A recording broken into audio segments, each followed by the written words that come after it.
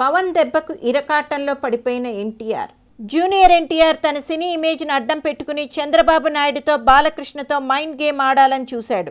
తన అవసరం టీడీపీకి ఖచ్చితంగా ఉంటుందని భావించిన ఆయన వైఎస్ఆర్సీపీని అడ్డు పెట్టుకుని తన పబ్బం గడుపుకోవాలనుకున్నాడు. కానీ పవన్ కళ్యాణ్ రాజకీయ అరంగేట్రం చేయడంతో టీడీపీతో సయోధ్యకు ప్రయత్నిస్తున్న తరుణంలో ఎన్టీఆర్ రాజకీయ భవిష్యత్తుకు తీవ్ర ఆటంకం ఏర్పడే సూచనలు కనిపిస్తున్నాయి.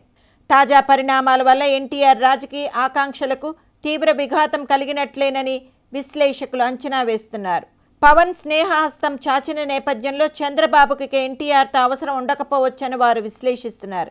చంద్రబాబు నిర్లక్ష్యం చేయడం ద్వారా ఇప్పుడు ఎన్టీఆర్కు తీవ్ర నష్టం వాటిల్లునుందనేది స్పష్టం.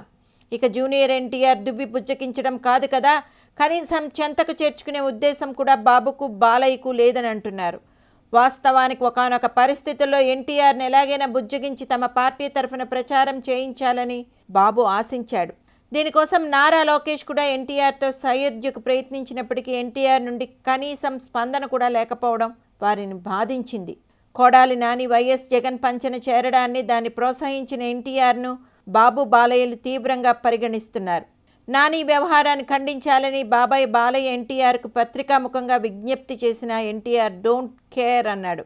అప్పటి నుంచే ఎన్టీఆర్ బాబుకు బాబాయ్కి దూరమయ్యారు. ఈ విధంగా తమతో మైండ్ గేమ్ ఆడటానికి ప్రయత్నించిన ఎన్టీఆర్ అవసరం తమకు లేదని, ఎన్టీఆర్ కంటే పవన్ వల్లనే టీడీపీకి అత్యధిక లాభం చేకూరుతుందనే అభిప్రాయం బాబు బాలకృష్ణలోనే కాదు, తెలుగుదేశం కార్యకర్తలు నాయకుల్లో కూడా ఎక్కువగా ఉంది.